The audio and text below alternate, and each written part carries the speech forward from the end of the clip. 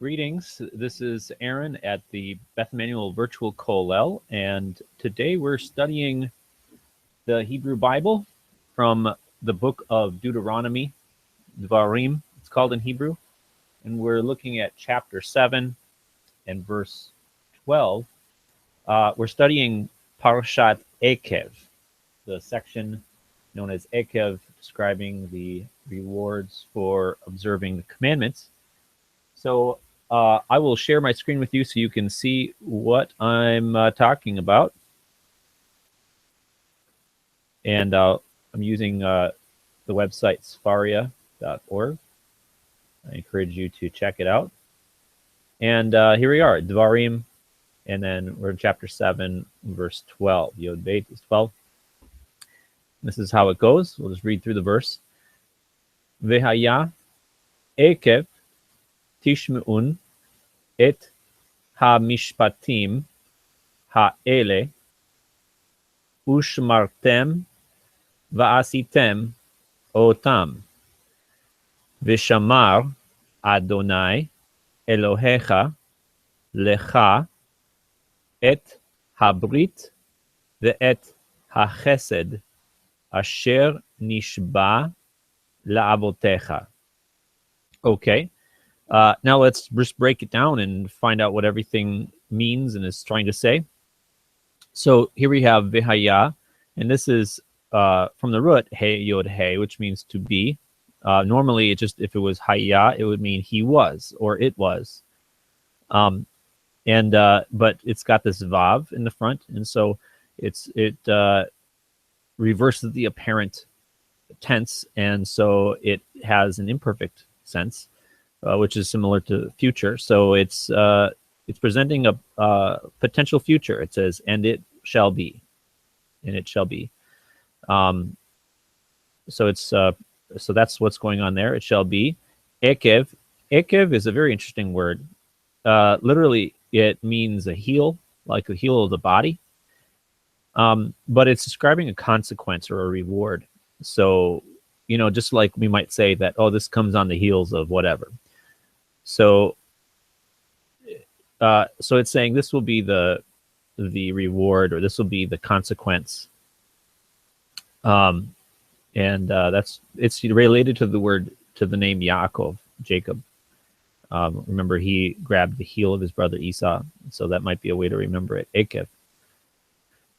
Okay, so this will be the reward. It will be a reward of the consequence. Tishme'un. Tishme'un comes from the root shin mem ayin, which means to hear or to heed. Okay, and so this is interesting form. It's in the second person imperfect, so that means it's like you. Second person is like you, and it's imperfect, so it's similar to future. So if I were to say tishma, that means you will hear, and it's singular. And but if we're talking to a group of people, we add this u on the end, so it would be tishme'u. Tishme'u is the typical way that you would say you will hear. Tishme'u. This has got a nun on the end, which just happens in biblical Hebrew sometimes. It's just a different way of saying things. Actually, more often happens at the end of a clause, like at the end of a sentence or at the end of a major phrase. This is at the end of a more of a minor clause. This trope mark here, this diamond, indicates that there's somewhat of a comma right here, so it doesn't really affect the meaning, whether the nun is there or not so much, but it's just part of the rhythm of the sentence, something that doesn't happen in modern Hebrew. So vehaya ekev tishme'un, it will be as a consequence that you will hear, so of you hearing or heeding. And so what are they to hear or heed? Et, okay, so et is the direct object marker. So we don't translate this into English using a word. We translate it using word order. So we accomplish the same grammatical thing as this in English by the order that we choose to say our words. So But what's coming after this is whatever they are going to hear. Okay, so whatever comes after et is the object of the verb. So, and here's the object right here, hamishpatim. Okay, so this is a noun. The verbal root of the noun is this shin pe tet. So shin pe tet, like shafat means to judge. A shofet is a judge. But this word right here, the base root of the noun is mishpat with a mem. A lot of times you'll have a mem at the beginning of a verbal root to make it into a noun. And a mishpat is a judgment or like a rule, a law. Or it can just mean judgment or justice in general, and as a sort of an abstract concept. It's decisions, you might also say, a decision. And so that's plural, mishpatim. The im is the plural here, and then it's also definite. In other words, it's the, right? So the ha in the beginning is what indicates its definiteness. So it's the mishpatim, the rulings or the judgments. Okay, so that's what they are to hear. So as a consequence of them hearing the judgments, and now this word right here, ha'ele. So you can see that ele is normally the word for these, like you'd say these are the words. This is actually, ele is the word that the book of Deuteronomy begins with. These are the words. But if you can see, it's in a form that's similar now. Instead of being like a noun, it's actually in a form similar to an adjective, because it's coming after the noun and then it matches the definiteness, so that it has a hey in the front. So it looks like it says the rulings, the these, or the judgments, the these, sort of like you would say in Hebrew. In Hebrew, the adjectives come after the nouns and they match whether there's a definiteness or not. So we might say, instead of saying the brown cow, we'd say the cow, the brown. So you can see that same pattern here. The judgments, the these. So that ends up meaning something more like these judgments, these judgments. That's how you are to say that. So that's what they're to hear. So it will be as a consequence of you hearing these judgments. Okay, and now it says ushmartem. Okay, so the root is shin mem resh, which means guard, to keep, to protect. Okay, and shmartem means you, plural. So the tem is a plural, you, second person. And normally this would be shmartem, you, plural, guarded. And it's got that perfect tense that's similar to past tense. But then it's conversive here. So it's going to actually be in that imperfect tense, which is describing a future possibility. So and you will guard, or you will keep. So when we talk about keeping a commandment or keeping a judgment, it's talking about protecting it from becoming violated. It's like it's literally a protection of it, of the boundary. And then the next word, va'asitem. So the root of this is ayin sin he. So asa means to do or to make. And so that it's got that tem on the end, just like that. So it's in that same verb form. The reason it's got this yod here is because when you have a root that ends with a 3-letter root that ends with a hey, that will often just get converted into this e sound, dropped and switched with the yod.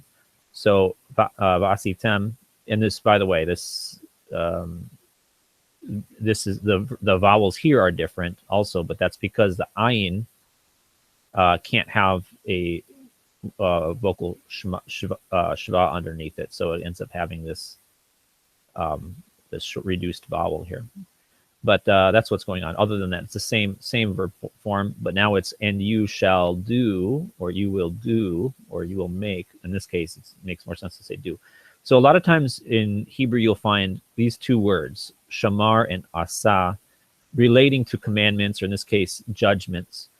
And so this is describing two sides of them. You've got judgments, you've got commandments that you have to carry out, and then you have prohibitions that you refrain from carrying out. So, so judgments or rulings, mishpatim, are the same way. So shmartem would mean that you would prevent something from being done. You're protecting the judgment. So you're saying, don't do this. And the asitem, do them. That's referring to something that you have to do. So these are negative commandments, as you might say. These are positive commandments. So that's how these two work together with mishpatim. Otam is that's similar to this word et. It's indicating the object. So we're talking about what are they to do, or to keep and to do. Otam. So it's the object, but then it's just got this pronoun ending on it. That means them. So altogether, this word is just the object pronoun equivalent to them in English, right? So it will be as a consequence, if you heed these judgments and you keep and do them, right? Okay, we're going to find out what the consequence is. Vishamar. Okay, so we're seeing some parallelism. And this is, now this is going to be just the simple,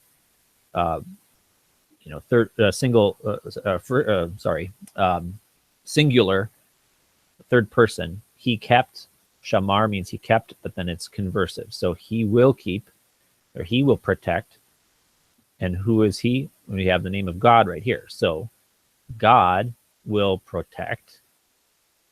And now Elohecha means your God, right? So like Elohim is the normal word for God, and then it's got this pronoun ending on the end, possessive ending. Echa meaning your, right? Which is interesting because previously we were using a plural you, right? All these are plural yous.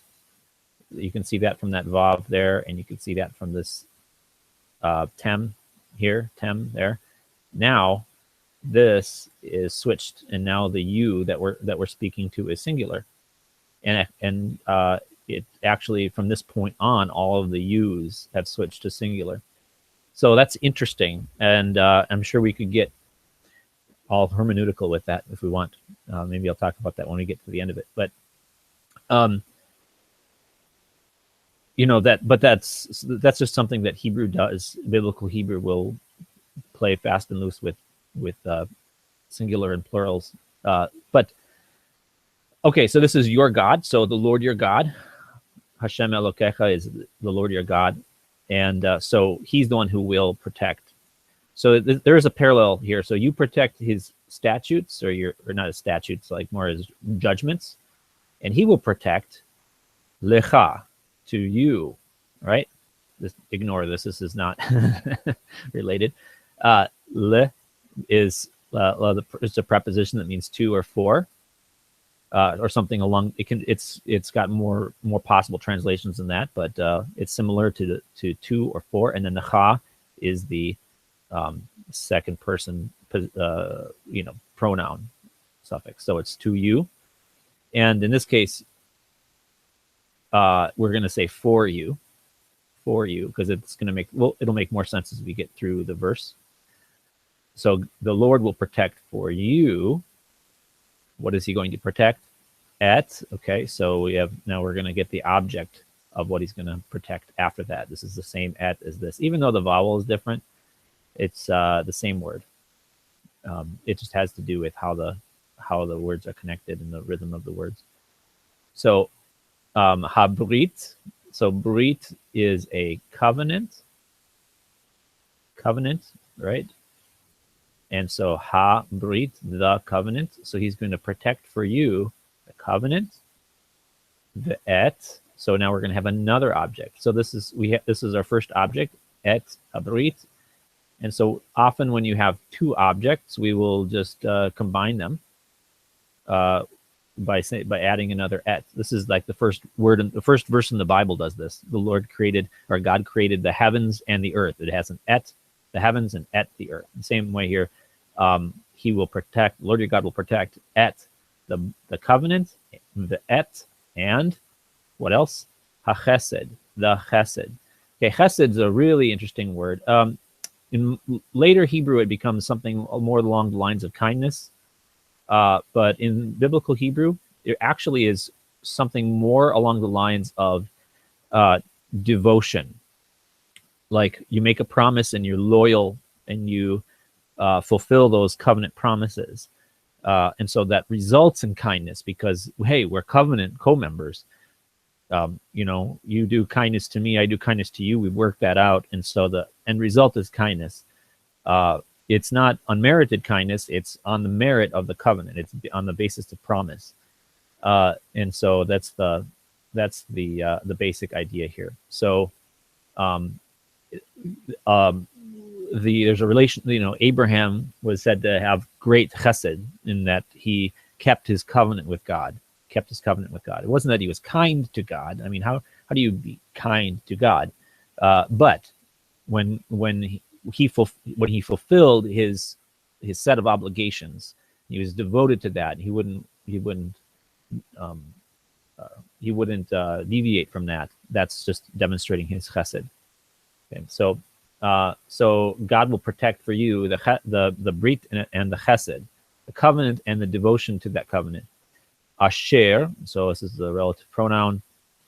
Like I've said before, it's usually translated depending on what we're talking about as something like which, that, where, what, who, and it depends on what comes before it. So what's coming before it is we're going to be describing.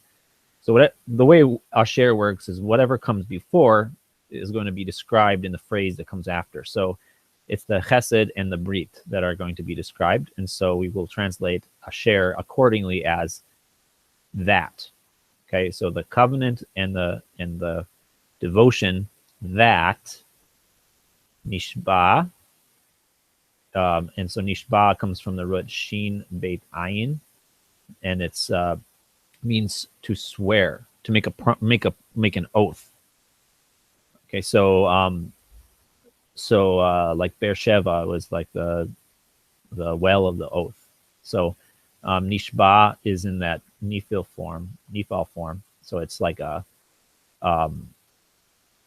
it's like passive. So it was sworn. It was sworn. And this is very common in this particular verb to be in a nephil form. And I wonder if, even though nephal is usually passive, if it's probably better translated as he swore in an active voice. But at any rate, the same idea. And so it was sworn, or he swore to your fathers, la'avotecha. So the root of this is av, means father. Plural of av, father, is avot. And so that's funny because it sounds like it's a feminine plural, but that's just the way it is with father. It's a masculine noun that has a feminine looking ending, a feminine looking plural, so avot. And then you would pluralize, plural. You can make it possessive by saying your fathers, by adding this echa ending. Remember, this is a singular second person, so your fathers, singular. So avotecha means your fathers, and then this is a preposition that means to or for, just like this one, right? So to your fathers. So he swore it to your fathers. Great. So now we have the whole sentence. Let's retranslate it, and it will be the consequence if you heed these judgments and keep and do them, that the Lord your God will keep for you the covenant and the devotion that he swore to your fathers. Now, as I said, it starts out with the plural you, with this and this and this, and then switches to the singular you. Suddenly it's talking to an individual. This, and this is all singular. And perhaps the commentators maybe have something to say about that. But to me, this is just my opinion here. It implies that the requirement is like a whole community of obedience, and the benefits go to each individual, right? So that's what it seems like it's meaning to me. Okay, well, I've taken enough of your time, and that's one verse from Deuteronomy 7, verse 12. And so have a great week, and we'll pick up next week, God willing, with the next Parashah. And until then, Shabbat Shalom.